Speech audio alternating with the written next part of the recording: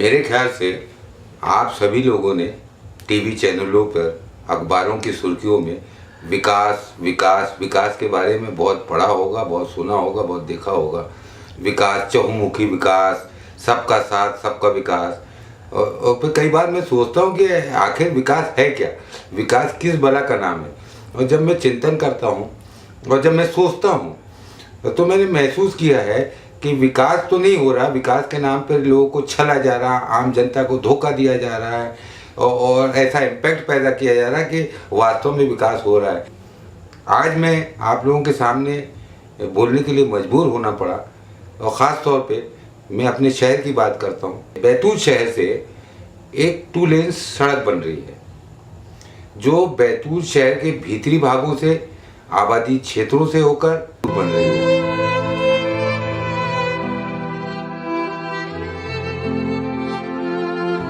जब मैंने उसकी खोजबीन की कि ऐसा क्यों हो रहा कि कोई 2 लेन या 4 लेन सड़क जो है वो शहर के बाहरी क्षेत्र से बनती है, उसको अंदर से नहीं बनाया जा सकता, ऐसा क्यों हो रहा, ऐसा क्या कारण है कि शहर के भीतरी क्षेत्र से वो रोड बनाई जा रही है। और जब मैंने उस पर शोध किया और जब मैंने उस पर इन्वेस्टिगेशन किया तो पता ये चला कि कुछ चुनिंदा प्रभावशाली पूंजीपति लोगों को लाभान्वित करने के लिए, उनको फ़ायदा पहुंचाने के लिए उस ट्रैक को चेंज कर दिया गया, उस रूट को चेंज कर दिया गया और जनता की आंख में सीधे सीधे धूल झोंक दी गई। और आगे जब मैंने जाके उस पर विचार किया, उसको देखा कि इसके साइड इफ़ेक्ट क्या होंगे, इसके परिणाम क्या होंगे, इसका मतलब परिणाम आम जनता को क्या भुगतना पड़ेगा, उसको क्या नुकसान होगा, क्या क्षति होगी। और जब मैंने उसको बारीकी से विश्लेषण किया, उसको देखा, उसका मुआयना किया तो देखा कि उस विकास के नाम पे बनाई जा रही सड़क से पर्यावरण का भारी नुकसान हो रहा है। न जाने कितने 150-200 साल पुराने आम के वृक्ष और कई प्रजाति के वृक्षों को काट दिया गया, उनको बर्बाद कर दिया गया और एक शहर को नेस्त नाबूद कर दिया, उसकी शक्ल को बिगाड़ दिया गया। और जब मैंने आगे बढ़ा और उसको और आगे उस पर जांच की तो पता चला कि उस विकास के नाम पर मैंने ये देखा कि 700-800 गरीब हिंदू परिवार के मकान या तो तोड़ दिए गए या तोड़ने जा रहे हैं। ये वो लोग हैं जिन्होंने बड़ी मुश्किलों से अपने बुजुर्गों के ज़माने से थोड़ा थोड़ा पैसा इकट्ठा करके और अपनी इमारतें खड़ी की, छोटे छोटे मकान, गुमटियाँ खड़ी की, उनको बर्बाद कर दिया गया, बर्बाद किया जा रहा है।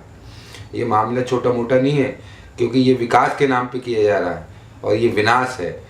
और वो परिवार 600-700 वो रोड पे आ जाएंगे, वो पूरी तरीके से बर्बाद हो जाएंगे। इस पे कोई गौर नहीं कर रहा। इस पे ना तो हमारे ज़िले के नेतागण गौर कर रहे हैं, ना ही शासन और प्रशासन गौर कर रहा है। जबकि शासन भी जानता है, प्रशासन भी जानता है कि वो जो कर रहा है वो गलत है, वो गलत है, वो गलत है। बात सिर्फ यहीं तक नहीं सीमित है। न सिर्फ पर्यावरण बर्बाद किया जा रहा, ना ही गरीब हिंदुओं को बर्बाद किया जा रहा है, उनको रोड पे लाने का प्रयास किया जा रहा है सड़क निर्माण के नाम पर, बल्कि मैं अपनी बात कहता हूँ, मैं जब उस रोड का मुआयना करते हुए आगे बढ़ा तो मैंने देखा कि बीच में कब्रिस्तान को भी तोड़ा जा रहा है। जब मैं कब्रिस्तान के अंदर गया और जब मैंने देखा, उनकी मार्किंग देखी तो उसमें -8 फुट लिखा हुआ था। इसका मतलब ये है कि सीधे 700-800 से ज़्यादा कब्रों को क्षति पहुंचाने की कोशिश की जा रही है। जबकि ये मामला इतना संवेदनशील है और धार्मिक है और ये मानवीय भी है और इसकी आस्था मेरे से जुड़ी हुई है। और न सिर्फ मेरे से जुड़ी हुई है बल्कि हमारे समाज के, मुस्लिम समाज के सारे लोगों की धार्मिक आस्था इससे जुड़ी हुई है।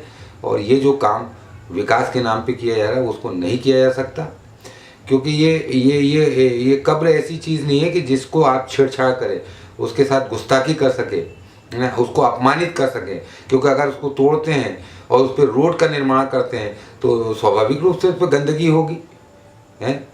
तो ये हमारी धार्मिक भावना पे, हमारी आस्था पे चोट है। और दूसरी बात और है कि उस पर जब रोड बनेगी तो उस पर लोग चलेंगे गंदगी फैलेगी, है ना, मवेशी लोग गंदगी करेंगे तो वो सीधे सीधे उन बुजुर्गों का जो मतलब चिर निंद्रा में सोए हुए हैं उनका अपमान होगा। उनका अपमान नहीं होगा बल्कि हमारा अपमान होगा। तो हम इसको कतई बर्दाश्त नहीं करेंगे और ये ऐसी चीज़ नहीं है जो शासन मनमानी रूप से कर सके। और ये प्रॉपर्टी जो कब्रिस्तान है ये किसी की निजी संपत्ति नहीं है।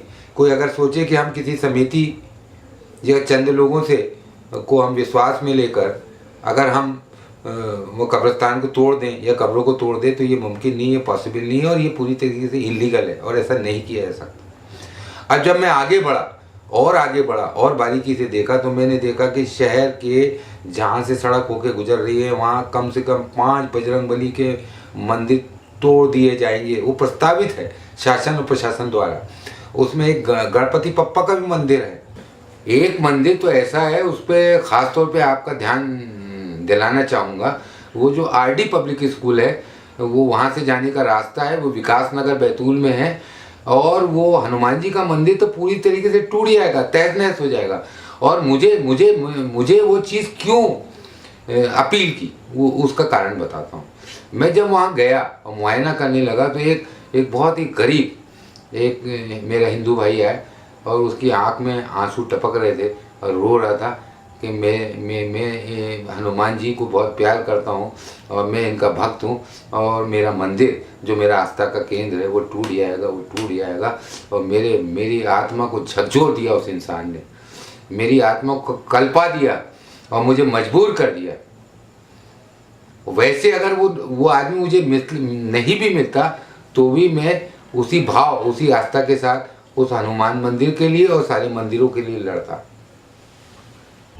तो मेरा ये कहना है जिस तरीके से मेरी आस्था मेरी भावना वो कब्रिस्तान से जुड़ी हुई है वैसी ही भावना मेरे हिंदू भाई की उस देव स्थान से जुड़ी हुई है, उन मंदिरों से जुड़ी है। तो जब मुझे मेरी भावनाओं का ध्यान है तो मेरे को हिंदू भाइयों की भी भावनाओं का ध्यान है और मैं उसके लिए भी लड़ूंगा। और उसके लिए भी मैंने लड़ाई शुरू कर दी है क्योंकि मैं वो मुसलमान नहीं हूँ कि सिर्फ अपनी बात करूँ, अपने धर्म की बात करूँ, क्योंकि मेरा धर्म सब धर्मों की इज्जत करना सिखाता है। क्योंकि मेरे माँ बाप ने भी ये शिक्षा दी, मेरे धर्म ने भी ये शिक्षा दी। कोई चाहे उसका कोई राजनीतिक मतलब निकाले या किसी अन्य तरीके से मतलब निकाले, लेकिन मेरा सीधा कहना है कि मैं हिंदू मुसलमान के लिए मजबूती से खड़ा हूँ।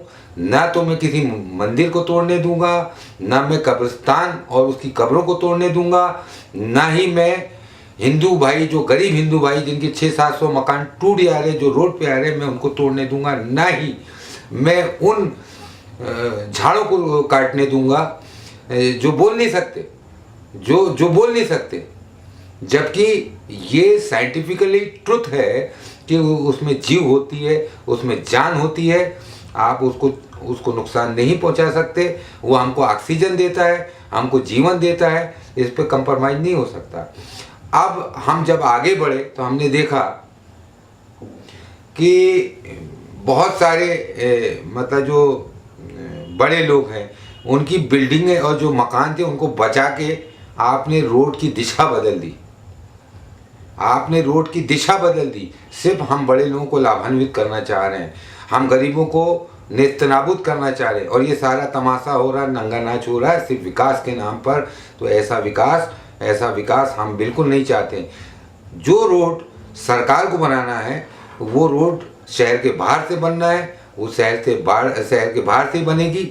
और यही हमारा शासन से निवेदन है, प्रशासन से निवेदन है, सारे जनप्रतिनिधियों से निवेदन है, बिना किसी पूर्वाग्रह के। मैं किसी पार्टी का प्रवक्ता नहीं हूँ, मैं किसी पार्टी के प्रति कोई पूर्वाग्रह नहीं रखता। मेरा ये कहना है जब सबके विकास की बात कर रहे हो, जनता के विकास की बात कर रहे हो, चहुमुखी विकास की बात कर रहे हैं, तो गरीबों को रौंद कर, मंदिरों को तोड़कर, कब्रिस्तान और कब्रों को तोड़कर, शमशानों को तोड़कर आप उसका विकास नहीं कर सकते। और इसको मैं एक्सेप्ट करूँगा, न इस शहर की और इस ज़िले की जनता उसको एक्सेप्ट करेगी। और इसीलिए चूँकि मैं वकील हूँ तो स्वाभाविक रूप से मैं अपनी कानूनी कार्रवाई करूँगा। तो मैंने सिविल प्रोसीजर कोड का एक प्रोविज़न होता है सेक्शन 80 का, उस प्रोविज़न का इस्तेमाल करके मैंने एक नोटिस दिया है principal secretary PWD department Madhya Pradesh शासन भोपाल को, एग्जीक्यूटिव इंजीनियर पीडब्ल्यूडी जिला बैतूल को, बैतूल कलेक्टर को और चीफ सेक्रेटरी जो कि पूरे सरकार का हेड होता है मुख्यमंत्री के बाद, चीफ सेक्रेटरी मध्य प्रदेश सरकार को नोटिस दिया, उनको स्पष्ट चेतावनी दी है कि आप विकास के नाम पे बर्बादी मत करिए, विकास के नाम पर विनाश मत करिए।